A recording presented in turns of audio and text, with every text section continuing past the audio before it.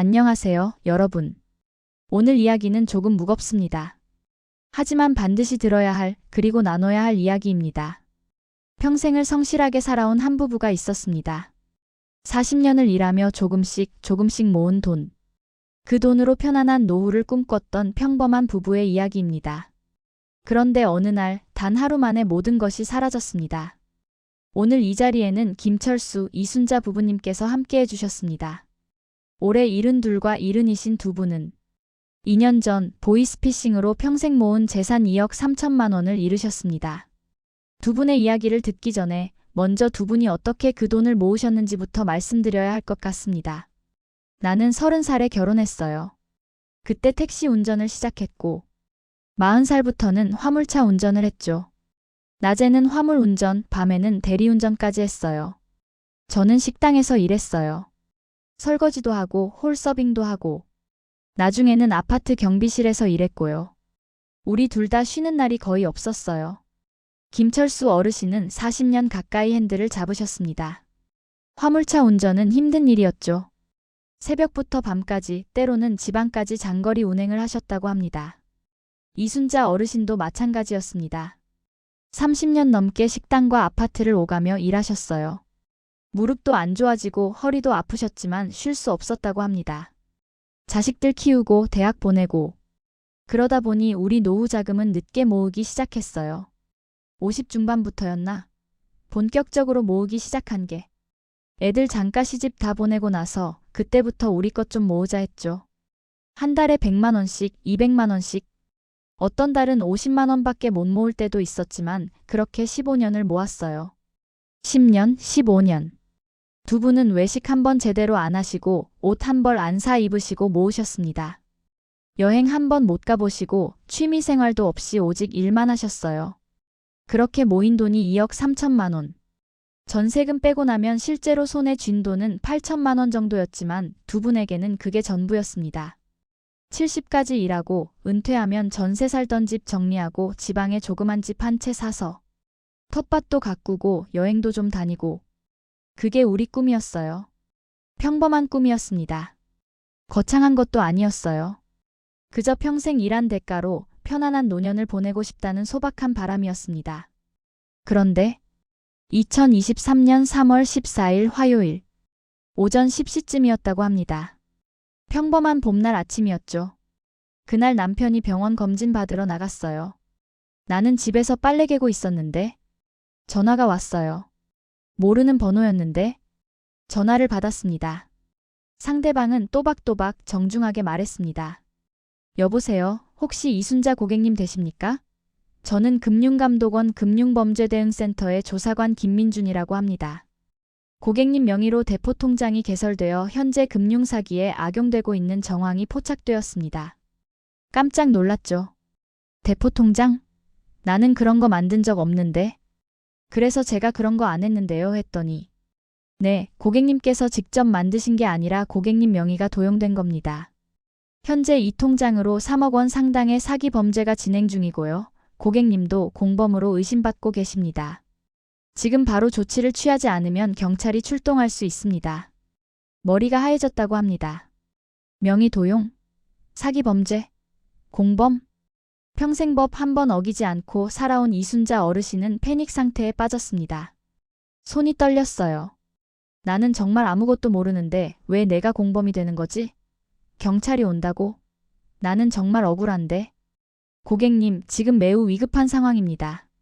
제가 도와드리려고 전화드린 건데 협조를 안 하시면 저도 어쩔 수가 없습니다. 일단 검찰 수사관에게 전화를 연결해 드리겠습니다. 절대 끊지 마시고 기다리세요. 전화가 바뀌었습니다. 이번엔 더 권위 있는 목소리였어요. 서울중앙지검 금융범죄수사부 최검사입니다.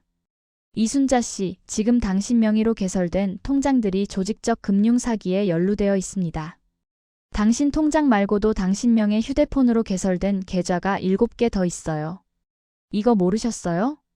7개요? 나는 통장 하나밖에 없는데. 정말 모르는 일이라고 했어요. 그랬더니 당신이 모르는 사이에 개인정보가 유출됐어요. 지금 당신 계좌도 이미 해킹 위험에 노출돼 있고요. 계좌를 즉시 보호 조치해야 합니다. 안 그러면 당신 돈도 범죄자들한테 넘어갈 수 있어요. 보호 조치. 그 말에 이순자 어르신은 어떻게 하면 되냐고 물었습니다. 그때부터 지옥이 시작됐습니다. 일단 집에 있는 현금을 전부 확인하라고 했어요. 그리고 통장에 있는 돈도 전부 확인하고 남편한테도 연락하지 말라고 했어요. 이 수사는 극비사항이고 가족한테 알리면 수사에 방해된다고. 5시간. 전화를 끊지 못한 채 5시간 동안 이순자 어르신은 그들의 지시를 따랐습니다. 은행에 가서 돈을 인출하고 ATM으로 다른 계좌에 송금하고 앱을 깔고 인증번호를 알려주고 중간중간 이게 맞나 싶었어요. 그런데 전화로 계속 고객님 지금 안 하시면 정말 큰일 납니다. 곧 검찰에서 영장 나와요 이러니까 나는 정말 겁이 났어요. 감옥 가는 게 무서웠어요. 오후 3시. 마지막 송금이 끝났습니다. 2억 3천만 원. 전부였습니다. 네, 고객님. 이제 안전하게 보호 조치 완료됐습니다. 48시간 후에 금감원에서 다시 연락드릴 거고요. 그때 정식으로 명예도용 해제 절차 안내 받으실 겁니다. 그때까지는 절대 다른 사람한테 이 사실 말씀하지 마세요. 그리고 전화가 끊겼습니다. 전화가 끊기고 나서 이순자 어르신은 바닥에 주저앉았다고 합니다. 힘이 쭉 빠지더라고요. 다리에 힘이 없어서. 그냥 그 자리에 주저앉아서 한참을 있었어요. 근데 이상한 게 안심이 되는 게 아니라 불안한 거예요. 오후 5시 김철수 어르신이 병원 검진을 마치고 집에 돌아왔습니다. 집에 왔는데 집사람이 멍하니 앉아 있더라고요. 얼굴이 하얗게 질려서 무슨 일 있어? 했더니 떨리는 목소리로 오늘 있었던 일을 얘기하는 거예요. 이야기를 듣는 순간 김철수 어르신은 직감했습니다. 당신 사기당한 거야. 그 말밖에 안 나오더라고요. 아니라고 금감원이라고 검사라고 했다고. 근데 남편이 그게 다 사기야, 보이스피싱이야 하는 거예요. 그 순간 정말 세상이 무너지는 것 같았어요. 급히 은행 앱을 확인했습니다. 잔액 0원. 평생 모은 돈이 순식간에 사라졌습니다. 손이 떨려서 전화기를 제대로 못 잡겠더라고요. 112에 신고하고 은행에 전화하고. 근데 이미 늦었어요. 돈은 이미 인출됐고 범인은 연락이 안 되고. 그날 밤 두 분은 한숨도 못 주무셨다고 합니다. 제 잘못이에요. 제가 바보같이. 제가 멍청해서. 남편한테 너무 미안하고. 40년을 고생한 돈을 내가 하루 만에 날려버렸어요. 집사람이 자꾸 자기 잘못이라고 자기가 죽고 싶다고 그러는데 나도 화가 나고 속상하고 그랬지만 그 모습 보니까 가슴이 찢어지더라고요. 다음 날 경찰서에 갔습니다. 피해 신고를 하고 진술서를 쓰고 CCTV 확인하고. 하지만 돌아온 답변은 냉정했습니다. 어르신 솔직히 말씀드리면 돈 찾기 어려우실 겁니다. 보이스피싱 범죄는 조직적으로 이루어지고 돈이 여러 계좌를 거쳐 해외로 빠져나가거든요. 검거율도 낮고 설령 잡아도 이미 돈은 없어요. 절망이었습니다. 돈은 돌아오지 않을 것이고 범인은 잡히지 않을 것이고 그 누구도 책임지지 않을 것이었습니다. 그때 진짜 이렇게 인생이 끝나는구나 싶었어요. 70이 넘어서 다시 돈을 모을 수도 없고 일할 수도 없고 우리 노후는 끝났구나. 한 일주일은 밥도 제대로 못 먹었어요. 아무것도 하기 싫고 집 밖에도 안 나가고 사람들이 나를 손가락질할 것 같고 자식들한테도 말 못하겠고 일주일 한 달이 지났습니다. 우울증이 왔습니다. 두 분 모두 잠을 못 주무시고 악몽을 꾸고 전화벨 소리만 들어도 가슴이 두근거렸다고 합니다. 내가 집사람한테 화를 낸 적도 있어요. 왜 그랬냐고, 왜 나한테 전화 안 했냐고. 근데 화내면서도 내가 너무 비겁하다는 생각이 들더라고요. 집사람도 피해자인데 2달이 지났을 때였습니다. 이순자 어르신이 먼저 입을 열었습니다. 여보, 우리 다시 일해요. 처음에는 무슨 소리야? 우리 나이에 누가 써주겠어 했어요. 근데 집사람이 그러더라고요. 그래도 살아야지. 이대로 죽을 순 없잖아 하고. 그렇게 두 분은 다시 일터로 나갔습니다.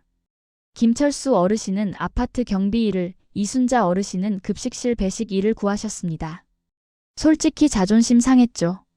70 넘어서 다시 일하러 나가는 게. 근데 안 하면 우리 당장 먹고 살 수가 없으니까. 하지만 일을 시작하면서 조금씩 변화가 생겼습니다. 일을 하니까 생각할 시간이 없더라고요. 우울해할 시간도 없고, 그리고 사람들을 만나니까 내가 혼자가 아니구나 그런 생각이 들었어요. 그리고 두 분은 용기를 내어 자식들에게도 이 사실을 털어놓았습니다. 큰아들, 작은아들, 딸 다 불러놓고 얘기했어요. 처음엔 화내고 속상해하더니 나중에는 울면서 괜찮다, 우리가 도와줄게 하더라고요. 자식들이 돈을 모아서 1,000만 원을 줬어요. 엄마, 아빠, 이걸로 조금이라도 보태서 쓰세요 하면서. 그때 정말 눈물이 나더라고요. 고마워서. 그리고 더 놀라운 일이 있었습니다. 이순자 어르신이 보이스피싱 피해 예방 강의를 시작하신 겁니다. 처음엔 주민센터에서 제안이 왔어요. 노인분들 대상으로 보이스피싱 예방 강의를 하는데 실제 피해자가 경험담을 들려주면 좋겠다고. 처음엔 창피해서 못하겠다고 했어요. 하지만 결국 강단에 섰습니다.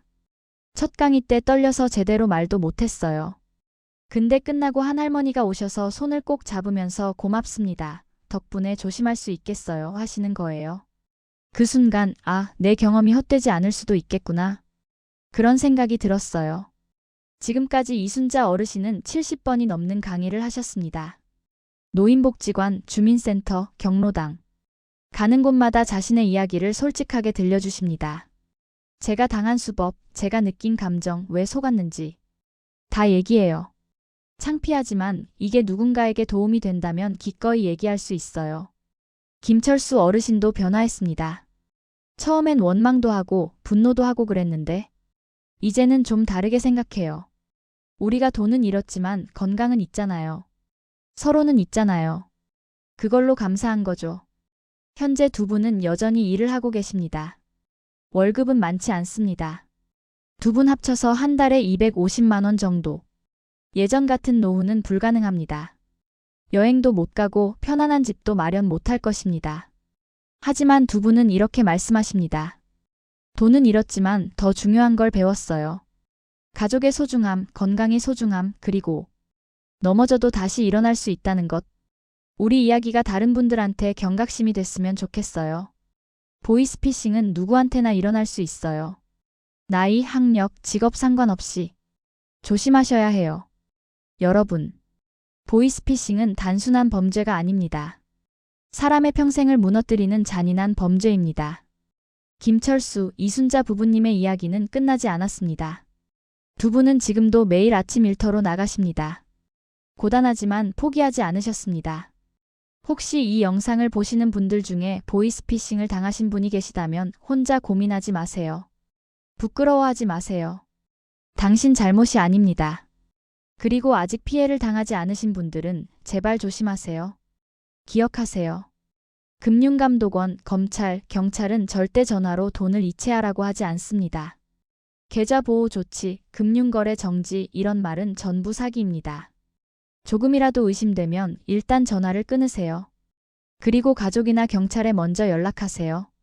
오늘 이야기를 들려주신 김철수, 이순자 부부님께 진심으로 감사드립니다. 두 분의 용기가 누군가의 인생을 구할 수 있기를 바랍니다.